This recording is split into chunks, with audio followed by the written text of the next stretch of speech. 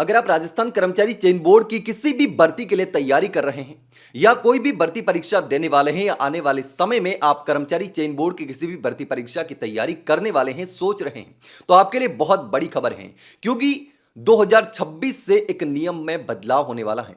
1 जनवरी 2026 से यह नियम बदलने वाला है और अगर एक छोटी सी भी गलती कर दी तो आप भर्ती प्रक्रिया से बाहर हो सकते हैं या आपने गड़बड़ी करने की कोशिश की तब भी आपको सजा हो सकती है या फिर आप पर कानूनी कार्रवाई हो सकती है, आपको उसका परिणाम भुगतना पड़ सकता है। कर्मचारी चयन बोर्ड के अध्यक्ष ने अभी से यह जानकारी दे दी है। बोर्ड अध्यक्ष ने सोशल मीडिया पर पोस्ट करते हुए यह जो नियम बदलने वाला है, इस बदलने वाले नियम के लिए पहले ही जानकारी दे दी है।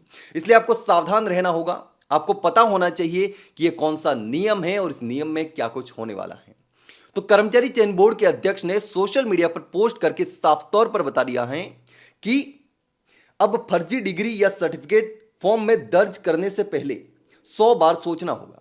यानी कि अगर आप फर्जी डिग्री लगाते हैं या फर्जी सर्टिफिकेट लगाते हैं, किसी भी तरीके से ऊपर नीचे करने की कोशिश करते हैं तो आप फंसेंगे, क्योंकि 1 जनवरी 2026 से फॉर्म भरने से पहले ही सारे सर्टिफिकेट्स और डिग्री ओटीआर पर अपलोड करनी पड़ेगी और वहीं से डीवी के टाइम स्क्रूटनी फॉर्म में फेच होंगे और जो एक बार अपलोड हो गया उसे हटा नहीं सकते।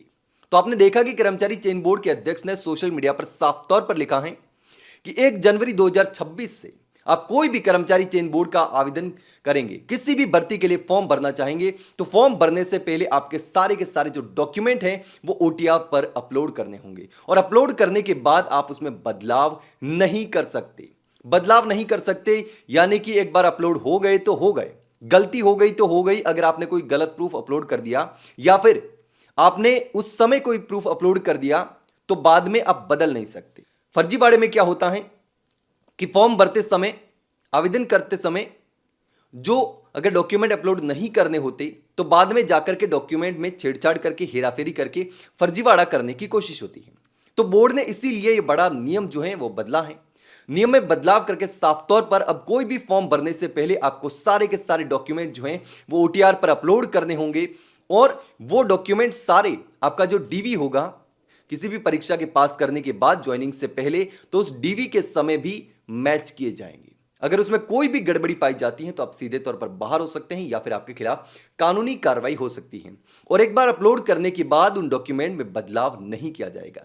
सबसे बड़ी खबर तो यही है, सबसे बड़ा जो बदलाव है वो भी यही है कि एक बार आपने ओटीआर पर अपने दस्तावेज अपलोड कर दिए तो वो हटा नहीं पाएंगे। बोर्ड के पास डाटा पहुंच जाएगा, आपके दस्तावेज पहुंच जाएंगे और वो आने वाली तमाम भर्तियां हो गई, डीवी हो गया और उस समय उनका इस्तेमाल किया जाएगा। अगर आपने कोई भी गड़बड़ी की है या हेराफेरी करने की कोशिश की है तो उस समय बोर्ड उससे मैच करेगा कि आपने जो बाद में डॉक्यूमेंट दिया है और उस समय ओटीआर में जो डॉक्यूमेंट अपलोड किया था क्या वो सेम है या किसी भी प्रकार की कोई ऊपर नीचे कोई डेट बदली है, कोई फर्जी सर्टिफिकेट लगाया है, कोई फर्जी डिग्री लगाई है।